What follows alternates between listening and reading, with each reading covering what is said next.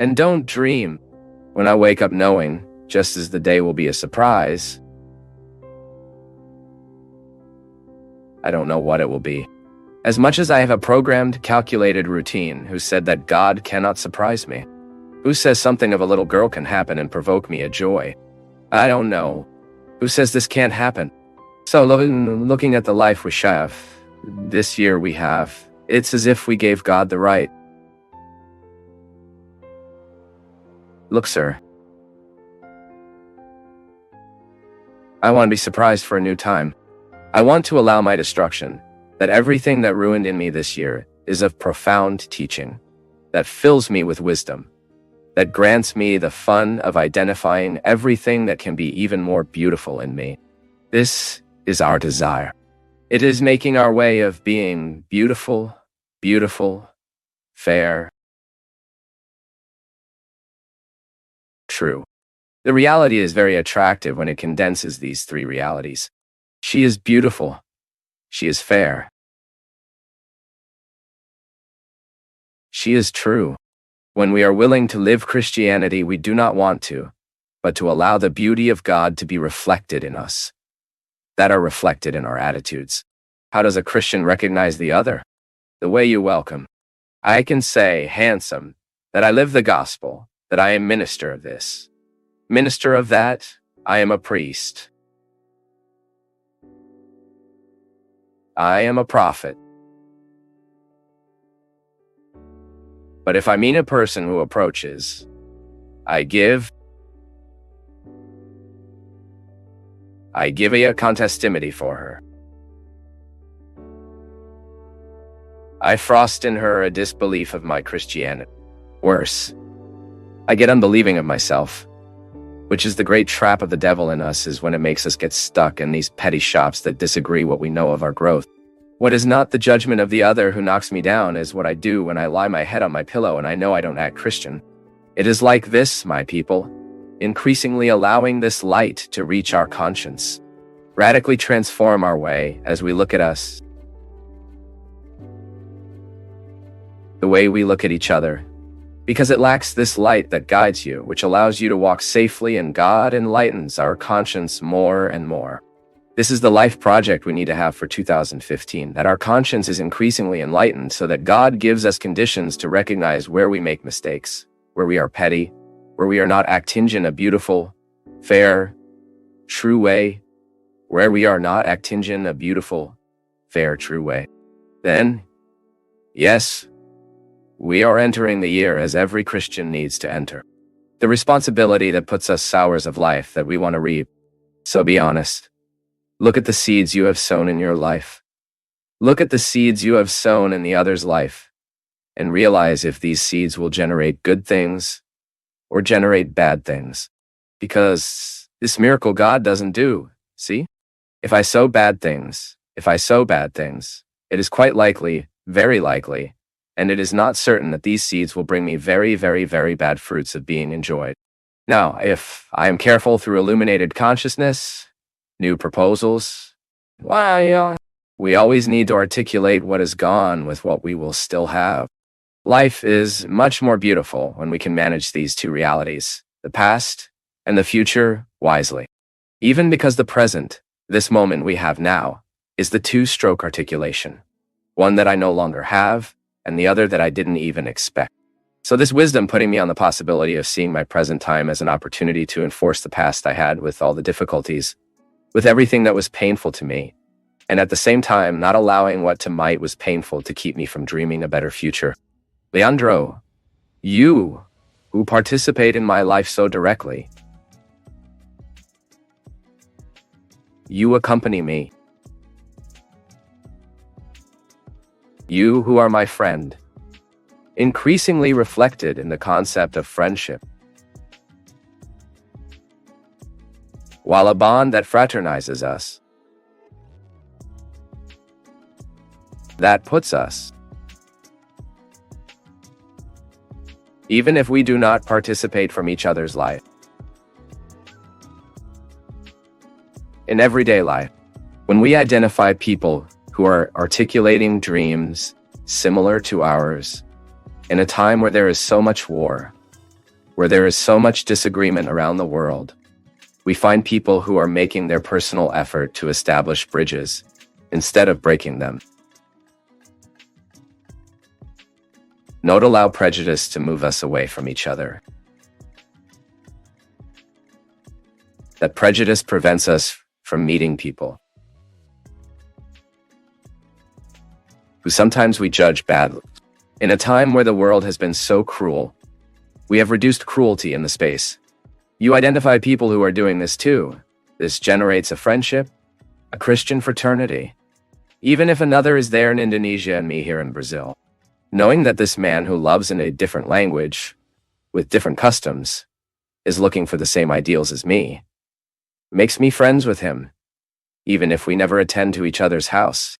Looking at the brands of what we lived throughout this year, learning for what we can live from now on. I say again, the difficulty of my year was very great.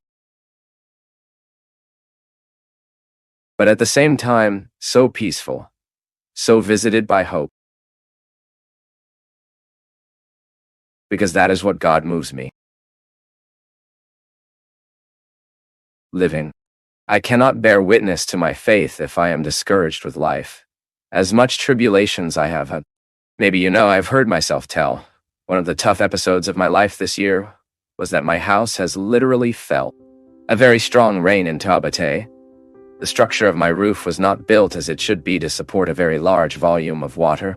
Water entered all the conduits. I lost all the wooden floor. I lost the rooms, the whole house. It was a very sad thing.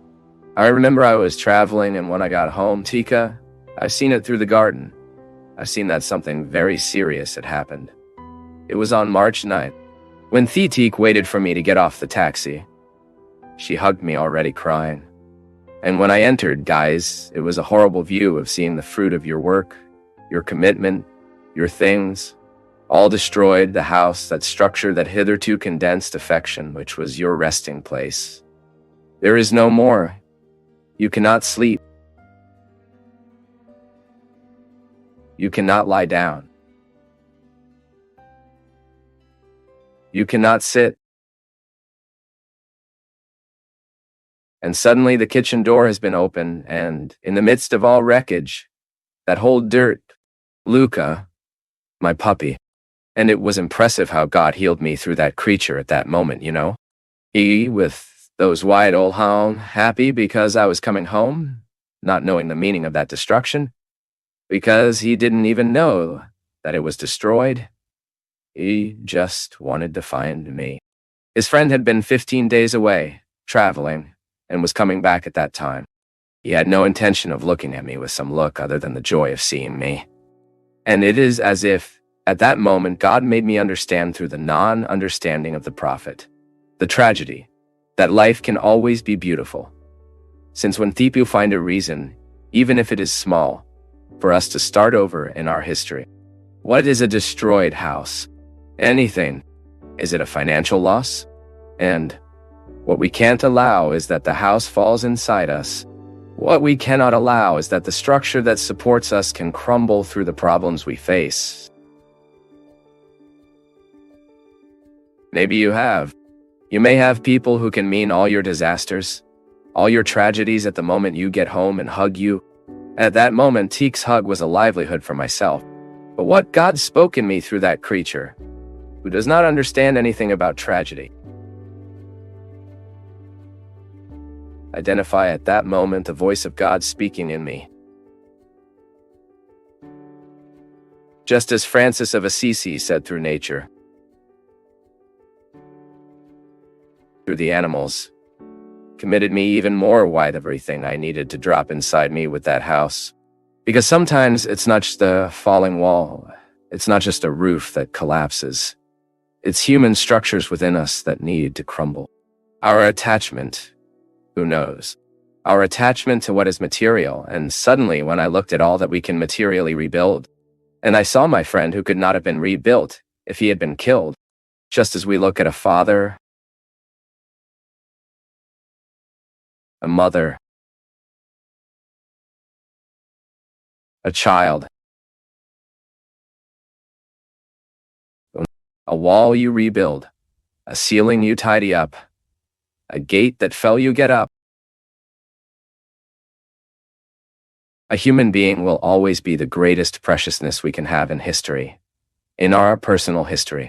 The love we love, the forgiveness we give, everything we live in the daily lives of our house, with our parents, with our brothers, with our friends.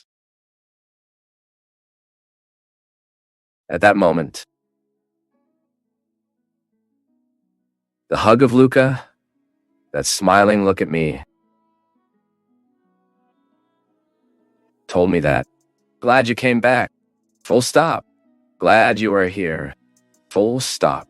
And then after we find someone who tells us, good that you are here, with a tail that swings or a voice that is possible to be said, how good you came, how good you came, how good you arrived, good that you eats part of my life. So we're on the right track. My people, this year I want peace in my heart. So let's do our part, right? I want peace, so I build the little things. I will build my relationships. I will close the doors that I need to close for everything that is harmful to me. It is life change. New Year's Eve is a wonderful time for us to take stock. Trade takes stock. Trade identifies what gives damage and what not. And the good entrepreneur is the one who changes what is causing him damage. The good entrepreneur is the one who, the moment he takes stock of his company, his store, his vendina, finds that he needs to change some attitudes in his way of working, in his way of acting, so that he does not continue to bitter damage. The same thing we need to do through our effective life. Start paying attention to the relationships that we feed throughout the year. What is harmful to us in this relationship? Establish, score, is right. It is my right. It is your right. That you look at the structure of your life and have the right to change what you think will be better for your personal freedom. To your way of being of God. Create this peace. You are the builder of your peace. You establish inside your home the breakdown of these barriers that get us so away. I like to always say that. It is very easy for us to build banners inside the house. It is very easy for us to separate our brother from our life. I say this to you through what I experience in my daily life. How hard it is to articulate affection in a healthy way, in a balanced way. Being too much loved is bad, being loved with less bad. Peace is the moment when we established a bond that really gives us conditions to be who we are. I want peace in my heart. Anyone who wanted to have a friend who gives me a hand is the meaning of the Christian community. We can be friends, yes, friends of the word that unites us, friend of the gospel that congregates us, friends of the sacrament that feeds us, friend of the meetings, also, friend of intimacy. What we cannot give up is to establish this universal fraternity. We need to be friends of humanity. We need to feed on each other this feeling of respect that makes me look at each other with the respect it deserves. Of not feeling in right to invade what I can't or treat him with disrespect. To impose his burdens that are not his. His friendship is so beautiful, my people. When we find out that each one in the place where they live, with the people with whom it lives, is crashing the same ideal, fighting for the same ideal. We want to be better people. December 15th, I was ordained priest, and I followed, even without answering, because it is impossible. I followed the demonstrations of people from all over Brazil, saying, "Hey, congratulations on your day." And I was thinking about the meaning of so many people wanting to congratulate me that day. And I realized this delicate web that unites us, right? I'm a priest who participates in the lives of these people. I am a priest who I am friends with these people without knowing that I am at, and that this friendship, this fraternity, is spiritually fed. It's not even face to face, no. I know someone is wanting my good right now. Even though you don't participate in my life. Even though you don't hit the door of my house. Even though it's not with me in my daily life. This fraternity is possible when we identify that we want the good of the other. That I just want good from the other. Brands of what was dreams that we will have as every day was born cloud every dawn, or marks of what is gone. Dreams we will.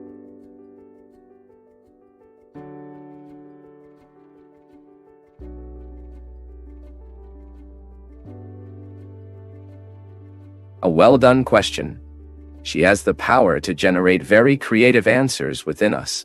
Or, when we cannot reach the answers, the question even takes us to lead us to a process of change. For example, when I wonder, what does a human being need to be happy?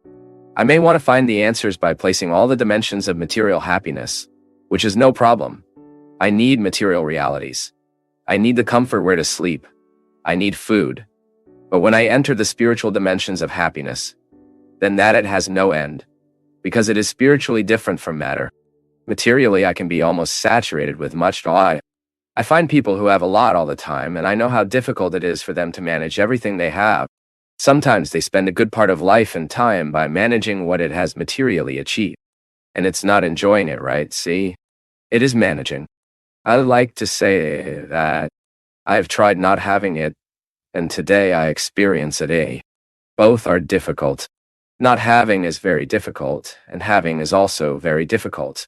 From the moment you have a house, which you have the responsibilities of that house, the demands of that house, you lose some of your freedom. Things. They are creating a context for us that is imprisonment. As free as we are, we always have a right, and sometimes a few moderate, others an exaggerated attachment to things. By the way, when white will die, when we know that it is close to dying, much ways to know who will be thing. A person who is free, for example, of material goods, when he approaches the end, he will be much more conflicted with what people will be, the son he left. Now, when there's a material attachment, the person is much more concerned with who will be things than how people will be. So, unlike material wealth, spiritual wealth, it does not occupy space. It sweeps spaces within us. The richer a person gets spiritually, the empty he feels. Not in the sense that he has no meaning to life, but the more space they create inside so that they can receive more. Unlike accumulators. It's so sad, isn't it? You can look and make your judgment. How can a person live in such an accumulated environment? Yeah, it's a disease. It is an imbalance. This is the highlight of an attachment to matter. But there are people who seek this happiness in matter. Extrapolates what is needed for use. Yes, happiness. It also includes material dimensions of life. But make no mistake. After having what is material, if there is no spiritual meaning for what you have, you become prison for us. You will live to manage what you built, not to enjoy. And it is very sad to live to manage. Sometimes we see people who are like dogs tied to the goods they have. Someone approaches and already fails. It's not like this. Live there to watch. The car cannot have a scratch. If he realizes that he has a scratch, he no longer sleeps at night. He already wants the other day and solve what is problem. It is an exaggerated attachment. Makes happiness depend on all that is material. But having, if he is not covered with spiritual realities, spiritual meanings, becomes just a burden.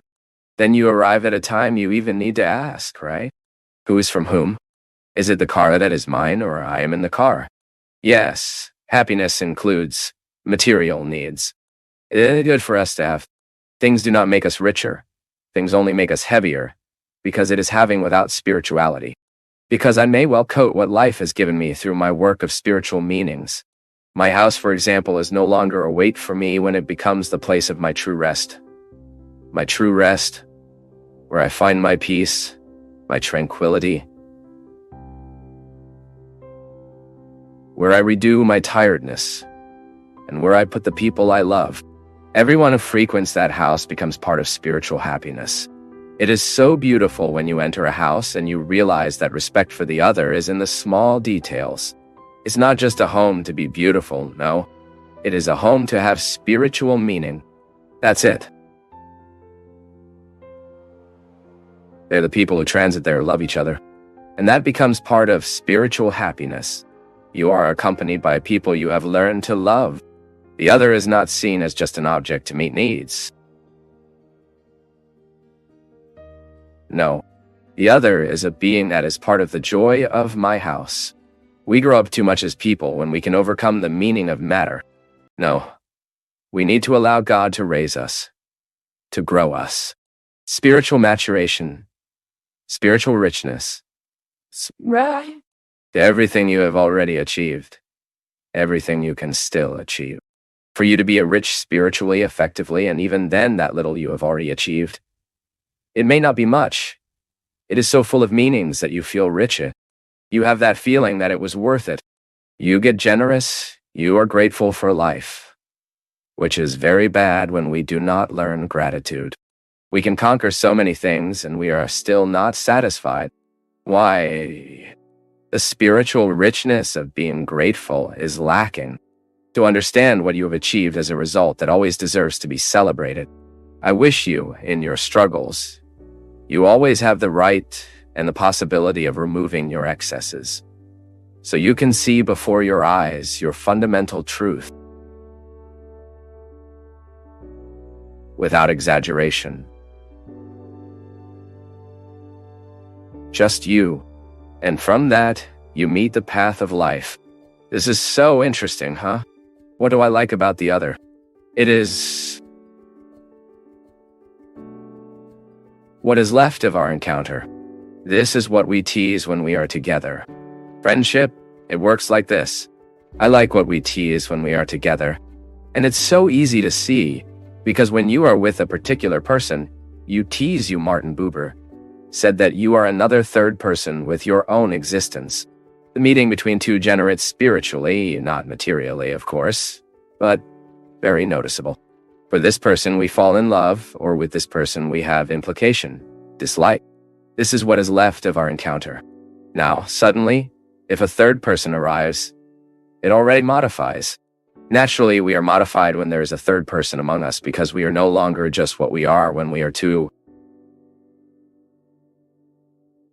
You, when you are with your son alone with him, generates a third person. You both, if the husband arrives, has already changed the result of this meeting. So, now the rule is interesting for us to understand the effect of life. Why do I have so much difficulty with that person? It is our result. The meeting generates a human existential result. Why do I like to be with that person so much? Because of what she causes me when she meets me. There are people who can extract from us what the others can't. I am going through a very interesting experience that is to be biographed. The biographer, who is reporter Rodrigo Alvarez. In fact, I feel extremely honored to be biographed by a man of the greatness of Rodrigo. From a professional point of view, from the human point of view, an extremely skilled, sensitive human being. Rodrigo is currently correspondent from Read Globo in Berlin, but I met him in Jerusalem during last year's Pentecost. And I remember that I went to give an interview for Rodrigo, and before the interview went to Gilberto of Maria's work. For God's sake, he talks to Rodrigo there that he needs to make a report. And we think you, Lord and Father Reginaldo Manzotti, should talk to him. Okay? We stayed there hitting a chat before the interview. And he was very curious about my way of being a priest in Brazil. Then our conversation continued. But that's not what I wanted to talk about. In this period of being biographer, I have to put my life on the table. I have to remember facts, people who passed me, who helped me to be who I am. And what is interesting is to realize to take these characters throughout my life and identify what each character caused in me. And it was very interesting to identify some people from the past, some who have died, even who are absolutely responsible for my way of being today. I was already forgotten that. It was only in the act of telling the story of having to roll this past so that Rodrigo understood my life and could write it. is that I was aware of the importance of these people and the configuration of my character. They ripped out of me feelings, positions, thoughts, postures that the others did not pull out. The result of the other in me, what we tease when we are together. You married like this. If you investigated your husband well, if it was not in a hurry, you married just because you fell in love with what was left between you and he when you were together. The human result you experienced was good when you were alone with him. And that's why love has to be renewed later. Because as a child arrives in the family, it changes the way you both were to the other. They will have to adapt their love the same way when someone is torn. For example, a couple who loses an accident child, an illness. Statistics say that many couples, after facing the loss of a child, go through the separation process. Do you know why? Psychology explains it is very simple. Because the way of feeling and interpreting the absence of the child is different in men and is different in the woman. And sometimes there is no understanding. There is no understanding of this difference. So either the mother thinks the father is not calling the loss, or the opposite. It will all depend on the intensity with which this loss is felt in one's heart. Isn't that interesting? So when someone arrives, the relationship off too is modified. But also when someone is torn, the relationship is modified. This is what the other causes us. They are the mysteries of our feeling, my people. A human being is very mysterious. It is very enigmatic. Right, my dear Way. My dear producer. She's deep down, says on the internet. Shovel. If I was feeling deeply what I am saying, the human being is mysterious. This is why, guys, we have to break our language a lot. To make hasty judgments, to reach hasty conclusions, we are pure mystery. We need to get much more. It is the observation that we are giving us conditions, the ability to deal with the other, to be his father, to be a mother, to be a brother. And so, without this observation, we do not even know what the other provoked in us. And you know that when we have this wisdom, this slightly deeper thought, we start to understand even why we have implication of that person. Because it is natural, there is no way to avoid. Some people we are friendlier. I know some people want me not to feel it because I'm a priest, but I'm sorry. That's not how it works. I have no right to despise anyone. I don't have the right to treat anyone badly the same way you don't have. It's not because I'm a priest. It's not because I'm a boy educated by Donna Anna. Now, my feeling of wanting proximity to this or that. I'm sorry. This is human. I do not have the right to neglect my opportunity to be a priest in someone's life, but I have the right to elect those who participated in my intimacy.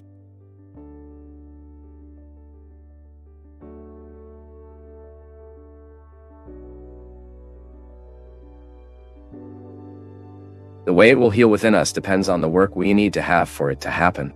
So, the little cut of my wrist, I didn't have to do anything. I just washed with soap and water so as not to infect, and the meat is already recovered.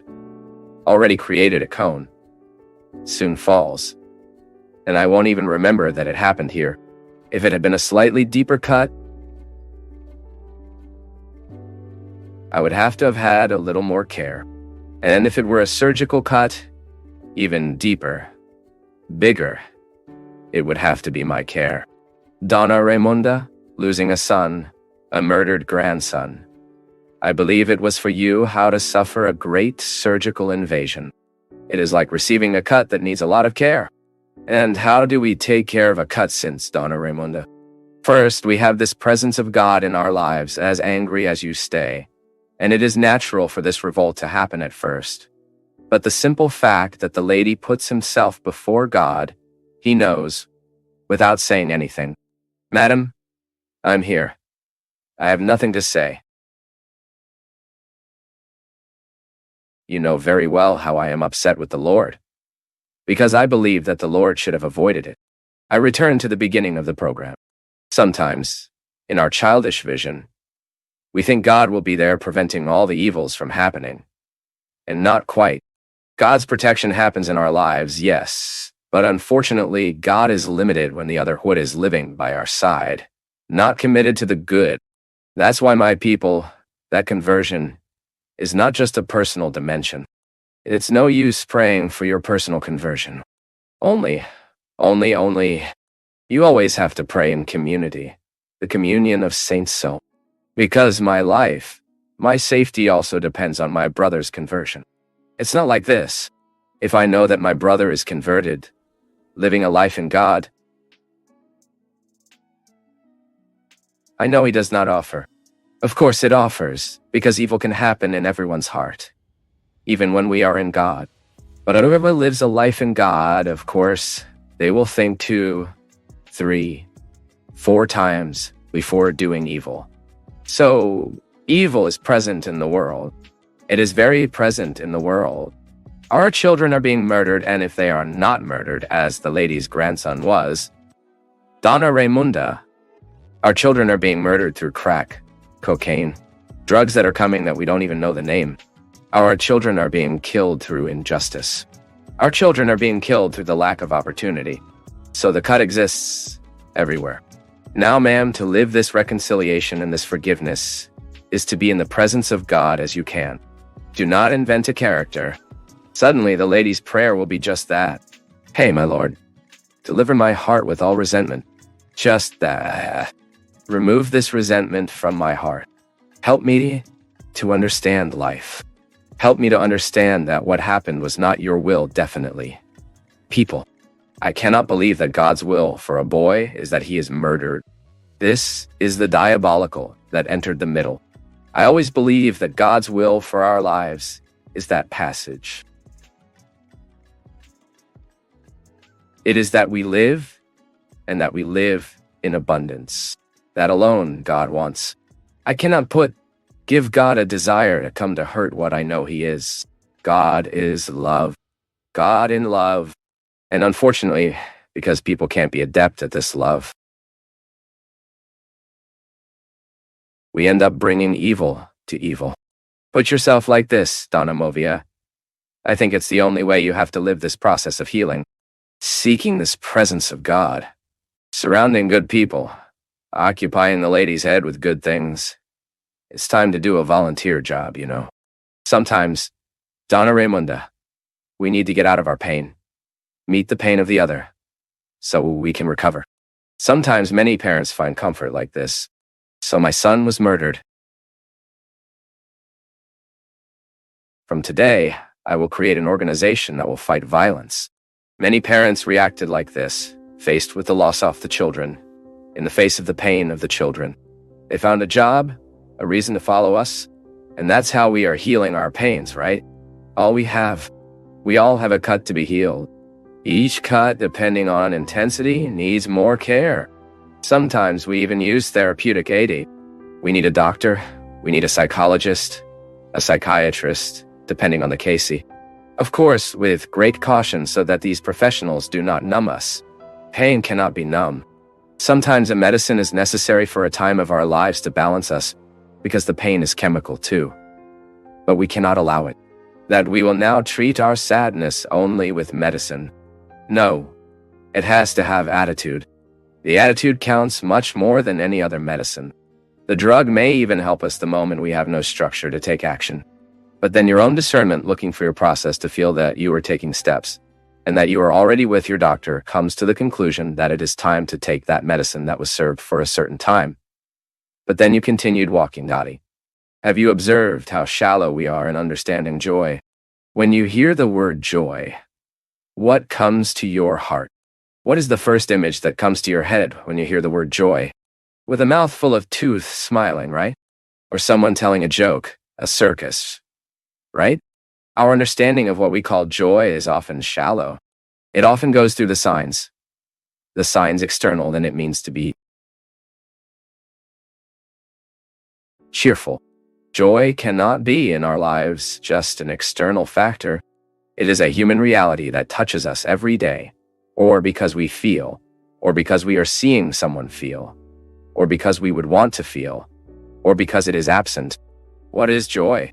What is this feeling or attitude that makes us able to face life, face our day, to get up every day and to find a way in existence and organize what is part of our life? Even if we have difficulty,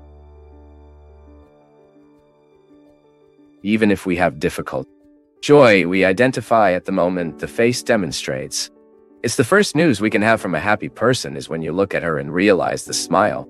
It is a superficial way to analyze joy, but it is there. It is a sign that can indicate joy or not. Rejoice in hope. Like this. How can I sprout joy from hope? Then you have an implicit commitment, and that we want to explain now.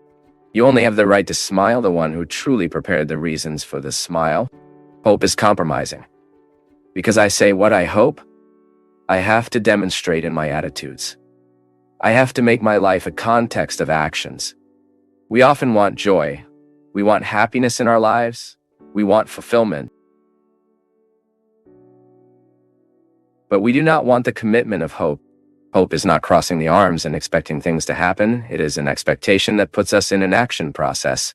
This is concrete. This is citizenship. You see, the disasters we are living these days, every day is something that happens, changes the news, but suffering is still there. There are many places where human pain is happening. In the face of the tragedy, what can we do? How can we help rebuild the joy of those who are destroyed by hope? Returning hope. But how can this hope be returned? Through concrete attitudes. Something needs to be done because otherwise hope is upper. She doesn't touch. She doesn't happen. She doesn't convince us. Hope, my people, is a construction. Just as we need to launch foundations so that the house does not fall, we need to be careful of all the hardware, all the material that is being used for this construction to continue standing. But if we want joy without the commitment of hope, we will be disappointed. Having the mind and heart in Christ Jesus is that we be attentive to everything we need to do so that what we expect can truly materialize in our lives. How much sadness comes to live inside us, preventing the arrival of joys precisely because we could not wait the right way. We waited for his arms crossed. Our petition, our prayer, everything we ask God needs to be here. I ask God to grant me your grace, that it has never ceased. But do I have to do my part in this story? Is it my fight? Is it your fight? When someone shows us a bad reality, but it does not propose to us a solution, it becomes hell in our lives. But when someone points us to a fragility of our behavior, our way of being, and puts us from a perspective that something can be done, then we are before heaven. We have the right to wait for joy, because we have not stopped fighting. He didn't stop fighting. This is the secret of the champions. This is the secret of those who go beyond the first place. They don't stop fighting. They don't give up. Joy goes away from our lives because we lack the commitment to hope. We stop doing our part. We will give up the responsibilities that are ours that no one can do for us. We are not seeking our joy every day. We are not building from our efforts, our struggle, the part that only we can accomplish within our process, my people. We can no longer continue to give up what we can do. I speak is that satisfaction you have to lie your head on your pillow every night, and you know that you have fought the good fight. You were the human being you could have been, and you have not left outside any important aspect. You did not give up building the hope that will entitle you to the smile later.